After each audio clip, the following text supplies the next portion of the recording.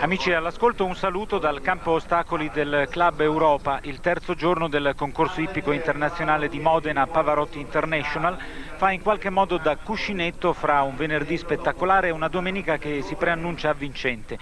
I discorsi degli addetti ai lavori e degli appassionati riguardano prevalentemente la Coppa delle Nazioni di ieri, con l'Italia ottima terza alle spalle di Germania e Svizzera, e il Gran Premio in programma domani. In questo senso un ghiotto antipasto è offerto dalla categoria mista che stiamo per seguire, denominata dai cavalieri Piccolo Gran Premio.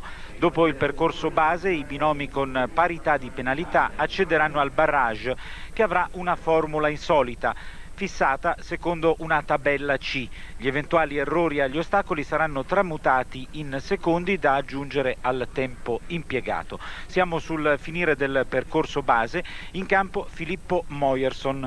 3 volte campione italiano, è nato a Milano nel 1954.